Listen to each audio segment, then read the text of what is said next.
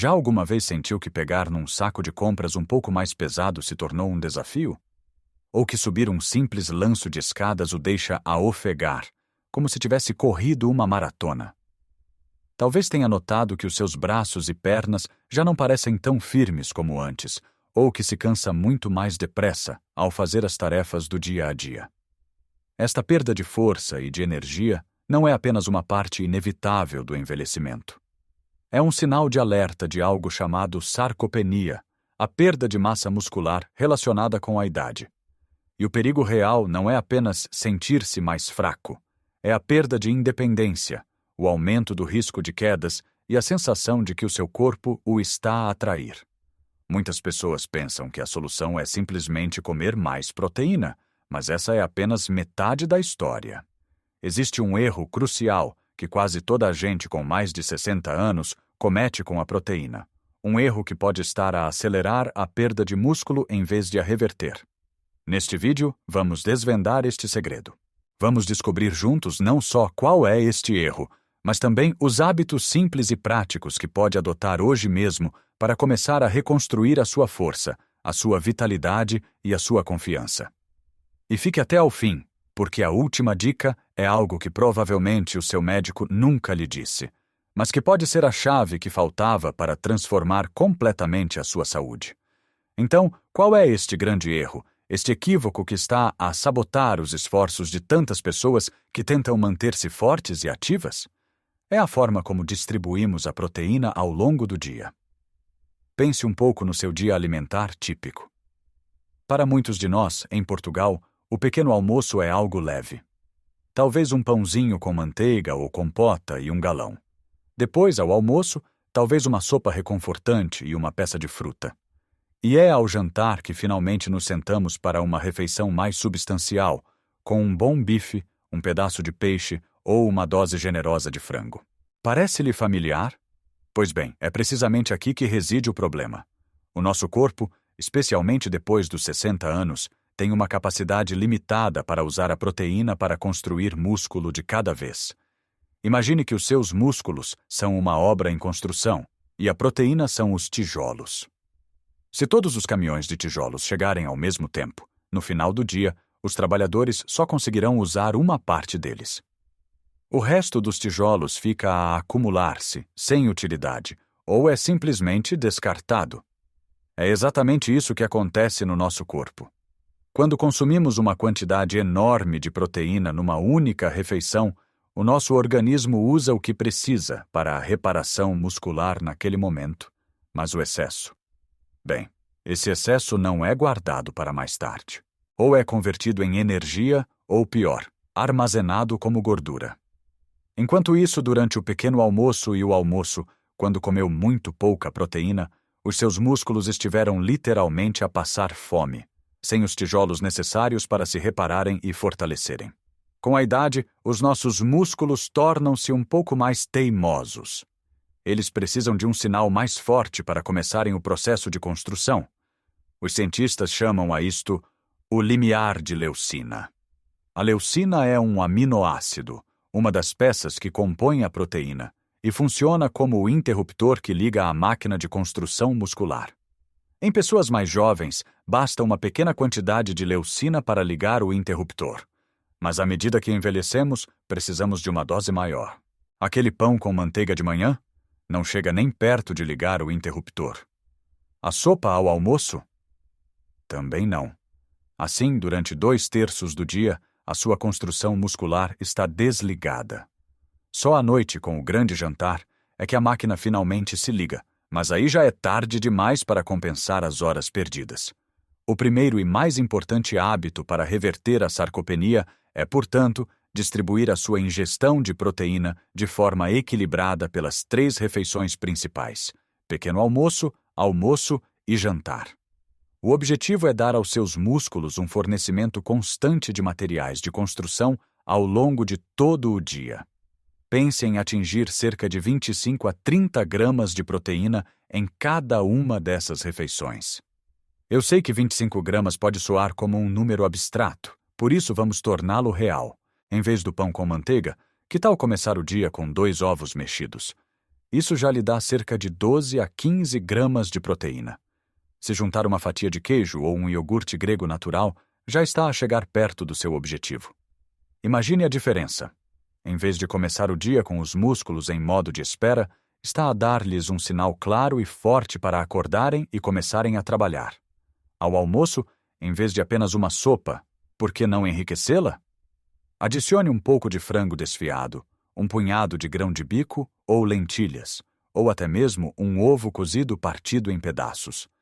Outra opção fantástica é acompanhar a sua sopa com uma pequena lata de atum ou cavá-la em azeite. De repente, uma refeição leve transforma-se numa fonte de energia e construção muscular. E ao jantar, não precisa de comer um bife gigante, uma posta de peixe do tamanho da palma da sua mão, um peito de frango grelhado ou uma boa dose de leguminosas com arroz já fornecem a quantidade necessária para completar o trabalho do dia. Ao fazer esta simples mudança, ao distribuir os seus tijolos ao longo do dia, estamos a manter o interruptor da construção muscular ligado por muito mais tempo. Está a transformar o seu corpo de um sistema que perde músculo para um que o constrói ativamente. Não se trata de comer mais, mas sim de comer de forma mais inteligente. Agora que compreendemos a importância de dar aos nossos músculos um fluxo constante de proteína ao longo do dia, vamos aprofundar um pouco mais. Porque não se trata apenas de quando comemos, mas também do que comemos. O segundo hábito é focar-se na qualidade da proteína. Pense nisto. Se está a construir uma casa, não quer usar tijolos de má qualidade que se desfazem facilmente, certo?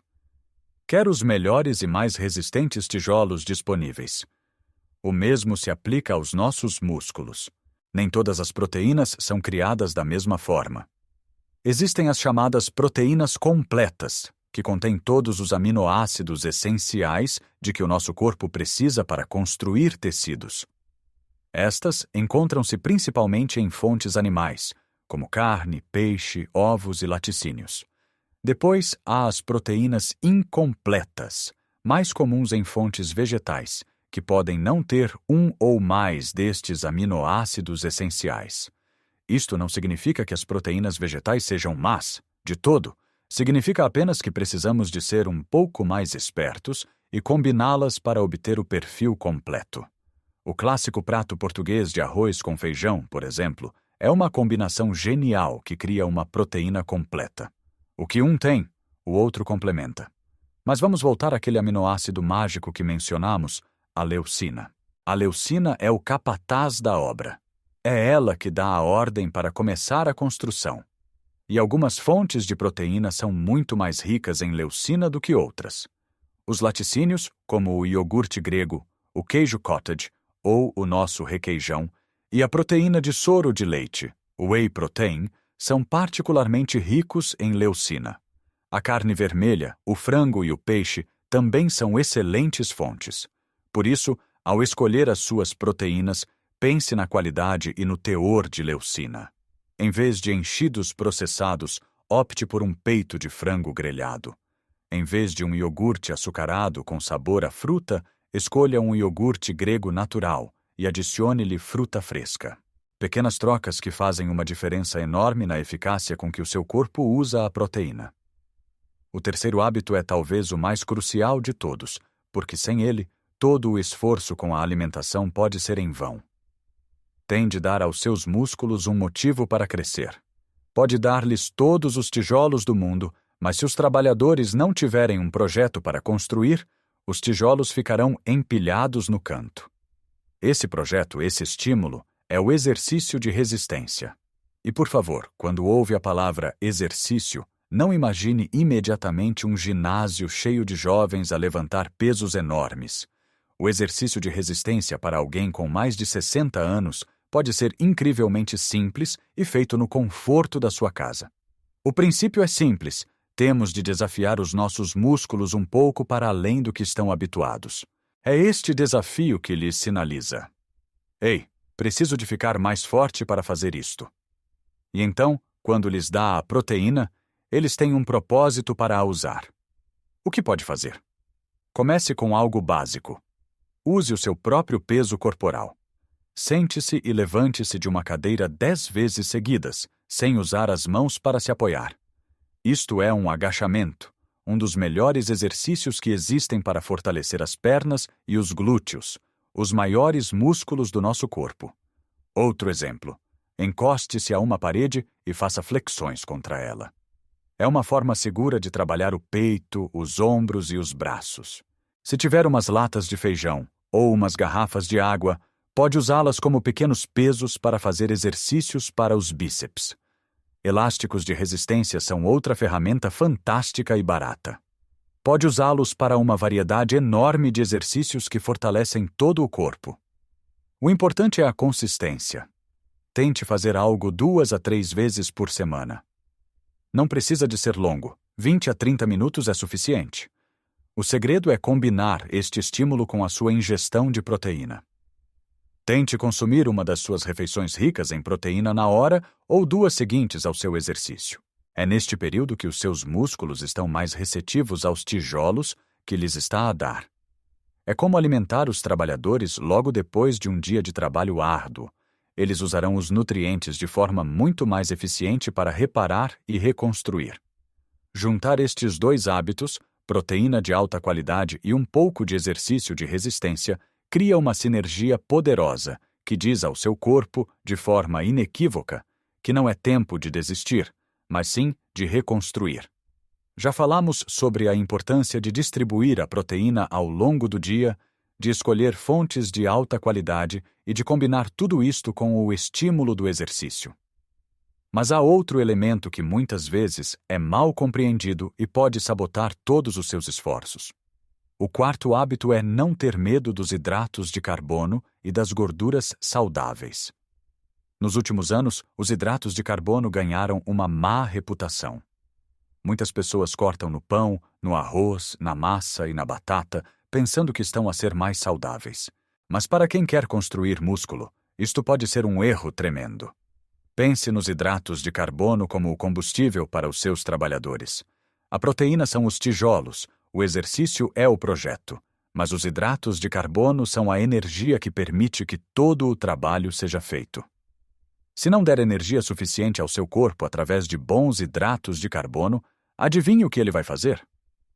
Vai começar a quebrar a preciosa proteína que comeu, ou pior, o seu próprio tecido muscular, para a transformar em energia. É completamente contraproducente. Estará a dar um passo em frente e 2 para trás. Por isso, não elimine os hidratos de carbono da sua dieta. Em vez disso, escolha os certos. Opte por hidratos de carbono complexos, que libertam energia de forma lenta e sustentada. Batata doce, arroz integral, quinoa, aveia e pão de mistura ou integral de boa qualidade são excelentes escolhas. Inclua uma porção destes alimentos nas suas refeições, especialmente naquelas que faz antes ou depois do exercício.